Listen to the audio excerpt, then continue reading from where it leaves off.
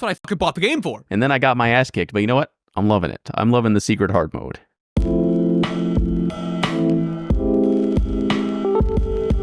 So I've been playing Stellar Blade for the plot. Are you familiar with this game, Mel? Yeah, I'm pretty familiar with it. I've seen the discourse. Okay. And we're not going to talk about sexualization or anything here.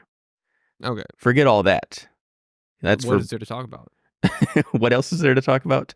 Well, that's all I've seen. Dude, I've seen two conversations. One, incels are mad that there was the chance of her maybe being covered up a little bit. And two, once you get past that argument, it's actually a pretty good game. Right. We're going to bypass both those discussions. We're going to talk about the real meat here. The mysterious third thing? So Stellar Blade is, in a way, it's a Souls-like game. It's definitely So I've heard. in that camp. It's not, there's like some Devil May Cry and Bayonetta stuff in there too, but you could definitely say, you can make the argument that it is a Souls-like game. And traditionally, those kind of games, well, they don't have selectable difficulty modes.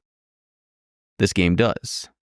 So you've got a story mode, which is, of course, the easier mode for those who don't need to be challenged by their game so much and just want to go through it, have a good time, experience the story with a light challenge. Then you've got the normal mode, which is like the intended experience in a way. Yeah. And that's how I view it. Later you've got a hard mode, which is not available on the first playthrough, interestingly enough. I think that makes sense. Though that being said, I've been playing it on like a secret hard mode, so I'm playing on normal. I'm on the first playthrough this time, but there's a secret mechanic where if you take off her armor and wear the skin suit for reasons of challenge and not visuals, it's actually like a secret hard mode because you lose your shield. Yeah, I heard that. Like you're just taking off your armor. And I had no idea. There was a tutorial pop up for the shield, and I was like, what shield do they talk about? I've never seen a shield. First thing I did in the game, I took off her armor. Yeah, naturally. Skin suit all the way. This is what I want to look at. And I thought it was just a cosmetic thing. That's what I fucking bought the game for. And then I got my ass kicked. But you know what? I'm loving it. I'm loving the secret hard mode. I fuck with it. But the discussion here really is, should every game have an easy or story mode? And what's more important, accessibility or a curated experience? I feel like an asshole saying curated experience because you phrased it in terms of accessibility. No, you should not be required to have an easy story mode. I'm not going to be one of those guys that is like, fuck you if you fucking bad at video games, because if like you just love the story of a game and don't want to like have to like try to like beat like maybe like the combat mechanics, that's fine. But also like I don't think that every game developer should be sort of like persecuted or sort of like, I don't think people should get mad at them for not including like an easy story, like an easy mode. If they do, that's cool. That's great. Like, thanks for the accessibility for people who don't want to bother with the combat. But at the same time, I think it's a little silly to criticize them for not adding it. Well, what about accessibility for people who have different levels of ability? I think that it's something that you can get happy that was added, but I don't know if we should be criticizing devs for like for example, like I know that it's more than this, but like, the Souls games, like the whole kind of like appeal is like, oh, look, it's a game that's really hard. And that's, that's the intended experience. Mm-hmm. And I know that this is like a crazy reach, and I'm kind of intentionally playing devil's advocate here, but viewing this video game as a completed like experience, almost a work of art, if that is part of the game, I think it sort of tries to diminish the artistic and creative intention behind the game to claim that, you must add an easy mode when the difficulty curve is part of that intended creative experience. So having an easier mode is more of a nice to have, but not a necessity. Yes, and listen, I know that there's other conversations to have about like, maybe there are extenuating circumstances beyond just being good or bad at video games that would require somebody to maybe feel much more comfortable with a high accessibility, super easy mode. But I'm just talking for general audiences here. I think it's silly to criticize a game for not having it. If the game is crafted in a way to be an intentional creative experience, then fuck it. Just fine. I'll play it the way that you guys want me to play it. Cause you put so much work into every other aspect of it. I'm sure the difficulty was something to consider. I don't ever play easy mode. So that's, the perspective of somebody that has never played easy mode. Right. You like to be challenged. I don't know, like the Persona games are my favorite games. Is my favorite game series. Mm-hmm. Listen, the Persona 3 is already not a hard game at all, but like the more challenging moments, like that's a lot of the enjoyment for me is finding the challenge in that gameplay. And if it was like handed to me, or like if I was like watching it on YouTube, that's just not like the experience that I want out of a game. Right.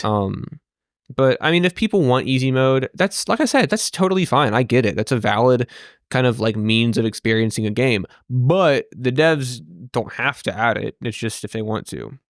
This is a very tough conversation because I think there's good points on both sides.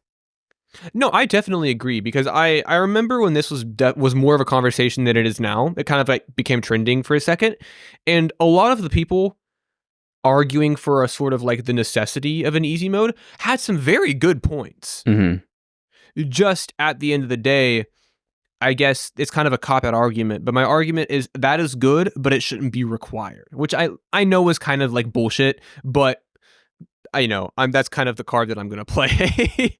I agree with you. I am a big Souls fan. I typically play games if they allow me to on a harder difficulty. It kind of forces me to actually engage with the mechanics of the game fully. Yeah, exactly.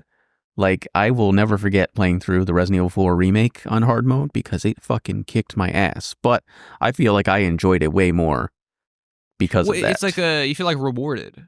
Right. And I really had to like learn how to get good in a way. Yeah. To get through that game. So I feel like I really engaged with the game fully, as if I had just gone through and, beaten everything on the first try and kind of just sped my way through the game without really engaging or being challenged. And I think it's totally fine if that's the experience you want, because I had a friend who played it on the normal mode and loved it, as well. And I like the Souls games because of that challenge. And that's like pivotal to their experience. Like they're designed around the challenge. And it would be probably incredibly difficult, if not impossible, to just make an easy mode. Because the argument is in a lot of cases like, well, just make an easy mode. Just, rebalance every single thing in your game and consider the easy mode for every aspect of your game design for that small minority of people who want the easy mode. Yeah, for most games, like there's only like one difficulty. A lot of games, At least for games like that, where the coding and the sort of like behavior of the enemies and how they act relative to you is so specific that, like, I mean, what can you really do beyond, this thing now does less damage, or you have more health? And in a lot of cases, specifically with Souls games, just tweaking values is not enough, I think, to make it not easy. Nearly. And it defeats a lot of the intentional design behind those games. Yeah, like, I don't know. I play everything on normal mode. Like, even if I don't find the game to be particularly challenging, I like playing on normal mode because in my mind it's just like, that's the intended experience. It's not called moderate difficulty, it's called normal difficulty, as in like baseline. Right. So I'm like, that's just the way it was like kind of like meant to be played creatively. So even if I find the game, and if I find the game to be easy, I might play like a hard difficulty afterwards, but for the first playthrough, I'll always do normal. Right. And I mean, for example, I played Baldur's Gate 3 on easy mode because I'm not super good at turn-based strategic combat, and I didn't want to really engage with the combat for that game. I wanted to do exploration and dialogue and such, and not be like tearing my hair out at the combat. So I did easy mode, but there are plenty of other games where, like God of War Ragnarok, I played that on hard because I wanted to fully engage with the combat and be challenged throughout. Yeah. And like and listen, I'm not gonna like, it's nice to have the option. And that's something that I totally get. Like, I'm not saying, you're a fucking loser for wanting an easy mode on a game that you find too difficult. No, that's totally fine. Or like you said, you want to play Baldur's Gate for the more, dialogue and story-based like content. Like, that's super valid. I don't know. I think some people are kind of like viewing not having selective difficulty as like just something very like, I don't know, morally incorrect. Yeah, there's kind of a moral element to it. And I don't think that's like fair completely. Because in a way, you're kind of saying like, well, if you can't get good, you just can't play this game. Or if you're simply unable to do the combat correctly, Yeah. or you don't have the reaction time, you just don't get to play. Yeah, and I get the frustration over that, but I don't know. Like I said at sort of the beginning of the conversation, I don't think it's fair to sort of like single out the developers and kind of slap on that label of like, intentionally and in bad faith, like gatekeeping their game. Mm-hmm. It is nice. I don't think that's what it is at all. It is very nice to have the options, and it's nice when game devs can put in the time to adjust the values appropriately to make easy mode and hard mode, especially a well-made hard mode, not just like higher damage. Everything fucking one-shots you. Yeah, there are certain games that do their hard mode in, a unique and like challenging way, which I really love. I think a good compromise here is like soft difficulty modes. And what I mean by that is let's consider Elden Ring. So that game is like is pretty traditional Souls game, except for the fact that you have summons in nearly every boss battle. Most open areas of the game allow you to have summons. So you can choose to just not engage with that. It makes the game easier, but if you want the pure experience, like there's not difficulty sliders in this game. But if you want a harder time, don't use the summons. That's just it. And if you want to make it a little easier, you want to take the aggro off yourself during a boss fight, you need a helping hand, use the summon. It's that easy. Yeah. You get that curated experience. Like the game is balanced for summons, but you can challenge yourself by not using them. Well, and it doesn't either way. Yeah, it doesn't fuck up the balance of the game, and you still have player choice and the option to maybe have an easier or more difficult time without just selecting an option from a menu. Yeah, exactly. I think that's perfect. So I'd like to see more of that. But I also understand the idea of, I think Bloodborne is such a cool looking game and I'd love to play it, just to appreciate the art and the world, but the combat is so hard I can't get past the first area. I'm fucked. Why can't there be an easy mode in this game? Yeah. Here's an example. When I played Minecraft a lot, I played with keep inventory on. Right. You die, you lose your inventory. I made it to where you don't do that. Mm-hmm. That is an example of like that sort of curated experience. And I'm glad that Minecraft has that option. But if they didn't have the option, I'd be like, oh man, I think that a lot of people want to have, and this is valid, like they want to turn this into a larger conversation about accessibility in video games.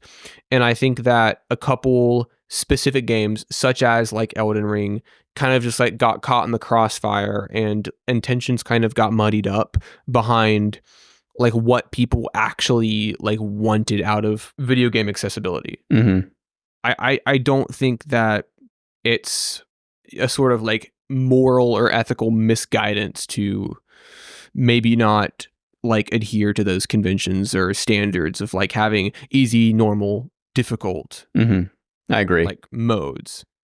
I think if there is no difficulty options, you have to assume that the game devs curated their experience correctly and they've balanced the game around the single difficulty option.